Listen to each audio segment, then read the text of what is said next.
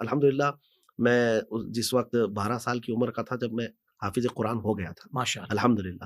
میرے والد گرامی بڑے عالم دین رہے، اور میں جب چھٹیوں پہ آتا، وہ خود بھی عامل تھے، لوگوں کو قرآن پاک کی آیات کے ذریعے سے ہی بہت ساری چیزیں تعویذات وغیرہ بھی دیتے یا دم کر کے بھی دیتے.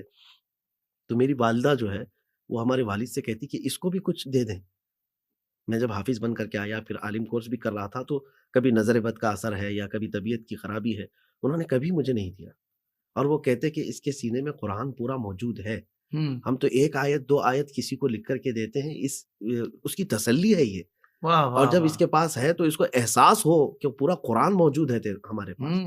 تو میں یہاں یہی کہوں گا کہ وظائف یا قرآن کی آیتیں میں بتا تو دوں گا، لیکن ہر بندہ جو مجھے سن رہا ہو وہ اس بات کا عہد کر کے لے چلے کہ پورا کیوں نہ میں تلاوت کروں قرآن پاک. بہت اچھے، سبحان اللہ. پوری قرآن کو کیوں نہ تلاوت کروں. ایک بندہ آیا اور کہا کہ رات کو وہ سورہ کہف کی تلاوت کر رہے تھے تو ان کا گھوڑا ہنہنانے لگا، بھدک رہا تھا. پھر آپ بند کرتے تو پھر وہ گھوڑا ہنہناتا تھا، اور اس کے بعد پھر وہ تلاوت کو ہی بند کر دیا. واپس آئے تو حضور پاک صلی اللہ علیہ وسلم کی بارگاہ میں عرض کیا کہ ایسا معاملہ ہو رہا تھا. تو حضور نے فرمایا تلاوت جاری رکھو، کیونکہ سکینہ اترتا ہے جب یہ تلاوت کی جاتی ہے. سبحان اللہ سبحان اللہ.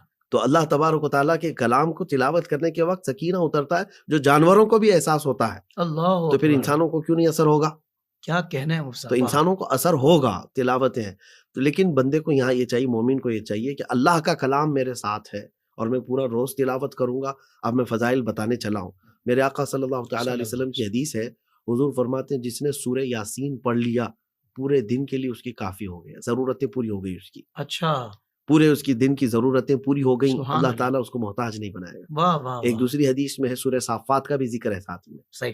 اور پھر جو ہے اللہ کے نبی صلی اللہ تعالیٰ علیہ وسلم فرماتے ہیں کہ جس نے سورہ واقعہ کی تلاوت کی، اور پھر یہ بھی فرمایا کہ عورتوں کو بچوں کو سورہ واقعہ کی تلاوت سکھاؤ. اللہ اکبر. اللہ. ایک حدیث پاک ہے، یعنی یہ جو اہمیت ہے بتا رہا ہوں میں کہ کتنی صورتیں ایسی ہیں.